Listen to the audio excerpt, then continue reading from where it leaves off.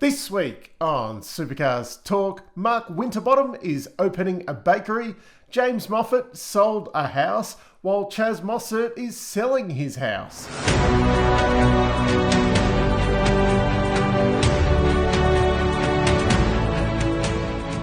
The big news this week is that I am back from Queensland and I had a great time, although I have come back a little bit tired because the second portion was doing work, but I did have a very nice surprise while I was away at the conference, and I got to meet some new friends, so that was actually really exciting. But the really big news this week is we've seen the Toyota Supra for next year. No big surprises. It did look very similar to the clay model that they had at Bathurst last year, so it wasn't a big shock. I've spoken to a few people about it.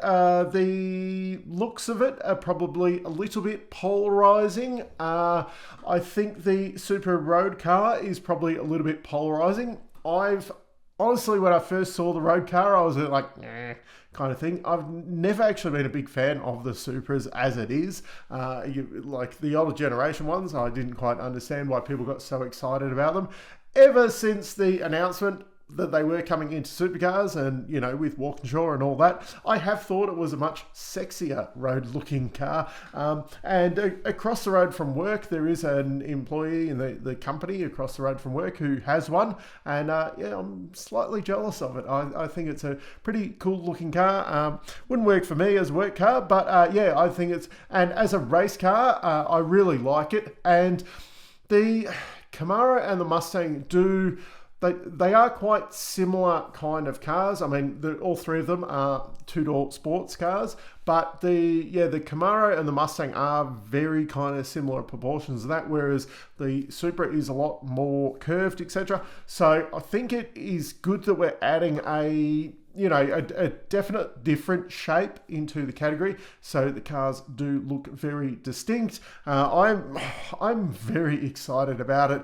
Of course, that big P word is going to be a big problem, but I'm excited that we will have a lot more variety out there. It's also been confirmed that they will be using the 5.2 litre 2UR GSE V8 engine in the car. Means bugger all to me, really. It's a quad cam thing, whatever that meant. I know what it is, but who cares? Apparently, it's been in a lot of Lexus cars over the years. That particular engine, it is a Toyota engine. That was something that they wanted as part of them coming in. And Neil Crompton was the first person to get to drive it for some promo shots. And as I said, let me know down in the comments what your thoughts are on the look of it, but I think it looks really cool. Now, the other big news this week is that the new TV deal has been announced. Well, yeah, kind of. So it will be a Foxtel/Channel 7 deal again. They do seem to be pushing the KO angle a lot more. That does make sense. They've confirmed that Channel 7 will cover a minimum of 4 live events, which will be the opening round, Bathurst, Gold Coast and Adelaide. It's still to be determined. Apparently they get a portion of how many events there actually is.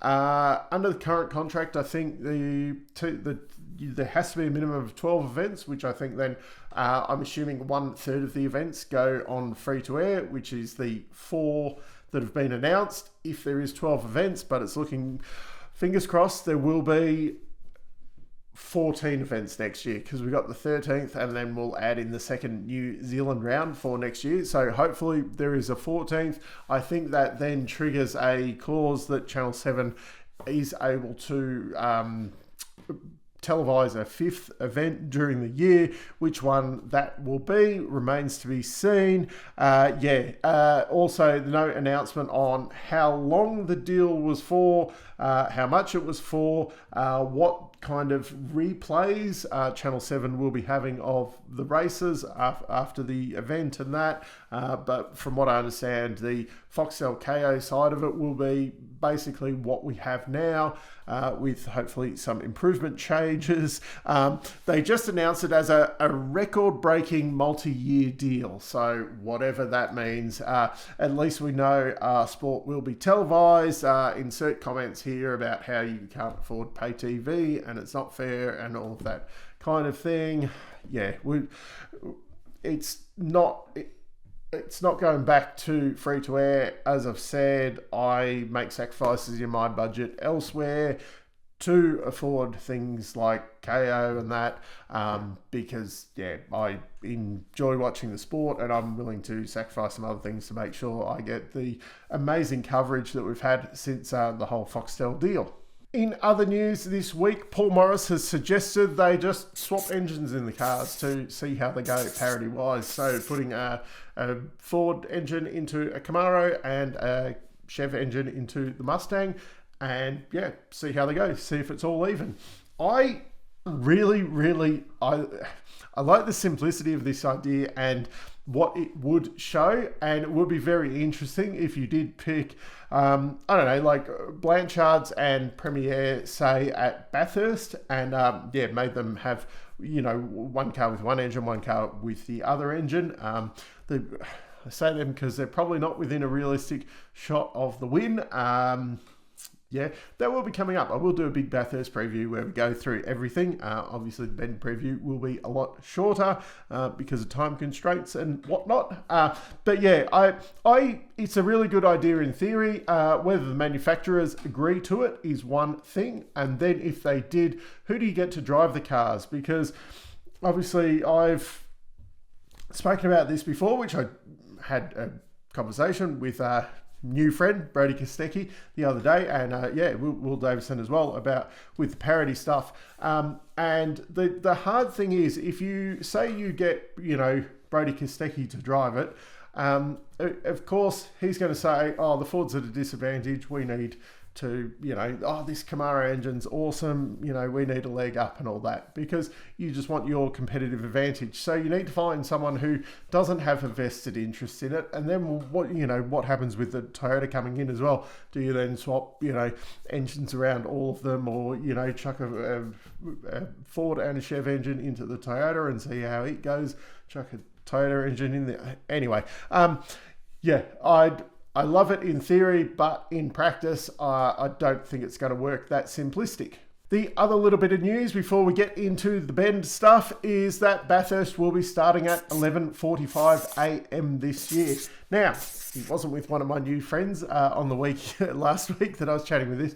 I was actually chatting with some colleagues about it when the news broke, and they said, that seems very late. And I said, yes, we've tried having later starts, and we had brought it back a bit earlier and things like that. My biggest concern with this is, I recall back in the old days, a lot of more fringe viewers would get up on the Sunday morning, they'd watch the start, the first hour or so, then go and do what they had to do during the day, whether that be gardening or, go to a family lunch or something like that, and then they come back and watch the end of the race. Now, granted, someone like me, whatever time the race starts, I'm going to be there all day. My thing, which I can see they're pushing it further into the day so that you're home in the afternoon, Sunday afternoon, traditionally people are home, and that traditional lead into the news, which isn't a thing anymore these days, but you're heading into that dinner time where you get the race finish and you get a lot of people watching it. I can understand that, but on the flip side, we have to start all of the main drivers. Thankfully that's gone away this year, because the fringe viewers don't know what they're doing. But if we're pushing the start of the race later and later in the day, that gives people the opportunity to go out. Like at 11:45, if you're heading to, a lunch thing with family or whatever, you're probably out the door 11:30 or whatever, to get to your destination for the lunch, or, you're preparing the barbecue or whatever for people coming around, etc., etc. You're not particularly interested in watching a race race start while all of that's happening. Whereas I think, that 10:30 start in the day, you've got more of a chance of catching. Well, I'll watch, the first half hour or whatever before we take off for the day. You catch them a bit earlier. Obviously, we don't want to be, in the old days, the race used to start at 9. So that would mean, a race finish if we've got the 6 hours finishing at 3 o'clock. That's probably a little bit earlier. But if we, that 10:30, you're pushing, to 4:30 in the afternoon, people might leave, the lunch commitments or whatever a little bit earlier to make sure they're back for the start of the race. Or, you go to a family thing or whatever and you chuck on the TV. You've watched the start of the race. You want to know how it's going. You chuck on the TV while everyone's watching, eating lunch and that. And then you continue, we'll hang around. We'll have a couple of beers or whatever and we'll hang around and watch the rest of the race as a group. That is for the fringe viewers. Obviously, as I said, I will be up probably at 6 o'clock in the morning, really excited, sit there, wait, watch the warm-up, watch support races, etc., watch the race, not move from the couch all day other than for pit stops. But yeah, that's a hardcore viewers. I don't know why we keep pushing it later and later. That's a long way of saying that. Now, for my Air Touch 500 at the Bend, I think they do compressors and stuff like that. Once again, maybe should have. Hopefully, we'll find out over the weekend. And their sponsorship of the event will be justified. But yeah, it just Air Touch 500 at the Bend. Yeah. Anyway, the big news coming into this weekend, friend of the show, Cody Bircher, will be racing. Unfortunately, it will be a Lincoln Co. TCR car in the World Tour event. Apparently, they've got 19 entries. I haven't looked at the entry list, but yeah, it's Cody Bircher, so that's why I'm excited about it. There will be some new looks this weekend. DJR is going to be running OTR branding on their bonnets. Gone is the shell off the bonnet and the big OTR, which of course was the OTR service stations or whatever were bought out by Viva Energy, which is Shell. Hence why now it's Shell V Power Motorsport Park or whatever. It's not the Bend anymore, but we call it the Bend in the thing. It is what it is. It looks okay. Premiere will have a proper new livery that's going to be released tomorrow, I think it is. Interestingly, it's going to be released at a Napa Auto Parts store. So will there be blue and yellow on the livery? I'm wondering how much will be on there. And also, I thought last year when they went from the black base livery to the red and white, looked really, really good. And then I was a little bit surprised that they went back to that black base at the start of the year. Maybe they're going to do a similar thing again for this endurance season. Now, for the racing over the weekend, they have fixed the safety car rules. Hallelujah. Right. So I think it's probably worse. So an incident happens. They call a safety car out. Everyone slows to that 80 kilometre thing within the 15 seconds. The pits get shut. Then we drive a lap around, everyone doing their 80 kilometres an hour. And then we decide, okay, cool. If medical has had to get out to, we've been able to do that while everyone's racing, staring at trying to get their best lines at 80 Ks and whatever. Not really safe, but, it's safe. Then they reopen the pits and let everybody race back to the pits, but you still have to do your 80 Ks in the sector or the mini sector where the incident has happened. So there won't be any, issues about people slowing down too early or, things like that. People running into the back of each other because someone slows down a second before the point that they have to, and someone, is right on there'll be no issues with that. And then, everyone catches up with the safety car as per normal because you're allowed to blaze along, while there's medical people out there. Yes, you've slowed down in that little section, but you're still blazing around. And if, an ambulance has to get out of there really quickly or whatever, you got people blazing around. Anyway, just incident happens, shut the pits, everyone continues along safely, like the pace car does 40 Ks or whatever, everyone kind of catches up to it. Then it's all neutralised, it's all safe or whatever. We open pits, everyone can go and do their pit stops, and then we take off from there. Yeah, it's pretty simple, but we'll see how this, potentially more confusing way goes, and we'll see some more tweaks for Bathurst. Now, for the schedule of the weekend, finally, we don't have heaps and heaps of qualifying all weekend. We have heaps and heaps of practice. So it looks like 2.5 hours of practice all up, which it will go very quickly. Friday, 10:45 a.m, 30 minutes practice for all drivers. 1:15, 30 minutes again, just for the co-drivers. 4:25, practice, 30 minutes, all drivers. Saturday morning at 10:15, practice for co-drivers only. 12 to 25, practice for all drivers, all the sessions half an hour. Then at 3:30 in the afternoon, 20 minutes of qualifying, all drivers, but pretty much will be the mains. 5:20 in the afternoon, the top 10 shootout. Sunday, 10 a.m, we have a warm-up for 20 minutes, and then 2:15 in the afternoon, race 26 for 102 laps, or I think it's just over 500 Ks. But yeah, not the traditional 161 that, it's just coincidence. Sandown and Bathurst were exactly 161 laps.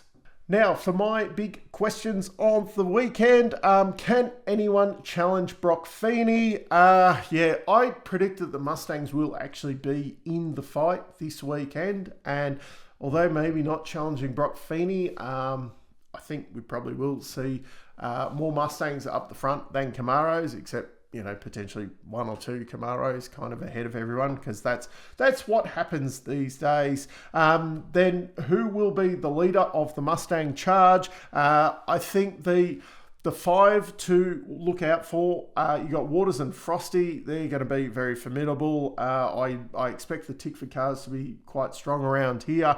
Kostecki and Hazelwood, I mean, they're the reigning Bathurst championships. They were unbelievable at Sandown last year. Granted, that was all in an Erebus car, but I'm still predicting that they've been building for this. Wood and Ojeda, Mostert and Coulthard. It's very hard at the moment to split the WAU pairs. At the moment, I think the Woody and Ojeda car is going to have the edge over that. And Payne and Tander, unless Tander's lost some speed this year, they are going to be right in the mix. Will any of the other Camaros get in the fight? When you look down the list, there's a lot of, in theory, strong pairings with them, but then you kind of go, well, which is the real standout pairing of them? And they've all got a little bit of a question mark. Having said that, my prediction is watch out for Percat and Tim Slade. Tim Slade has, stuff to prove. Nick Percat, I think he's going to bounce back, and LeBrock and Jared Hughes, the Erebus guys, they were extremely good in the endurance races last year. I think Jared Hughes is going to do a really good job, and LeBrock's going to have the main focus on his car this year, like Kostecki had the main focus on his last year. Will the new safety car rules make sense? No. Will we see changes before Bathurst? More than likely. Will a co-driver outshine main driver? There's a couple of lineups out there where it might happen. I'm not going to predict one at the moment. Number 99, anyone? I didn't really write a list of any of it, but we'll see what happens, and then maybe in the big Bathurst preview we can have a bit more of a discussion about that. And then who will be the lead wild card? There is 3 to choose from, so it will be the 888 car, because that's a 888 car. It's probably, will that car make the top 10? I suppose that will be a big question, because they are on a different level to everyone else, and Zach Bates hasn't been out of the seat for very long. It's basically, he had Queensland and he's straight in at this round. So that's it for me this week. Down in the comments, let me know your thoughts on those questions for the weekend and who you are predicting. If anybody other than Brock Feeney and Jamie Whincup is going to win the racing over the weekend. But I'm just excited that we have got racing, because then once again, after this, it's a bit of a break to Bathurst again. But anyway, until next time, I'm still Dave, and I'll catch you later.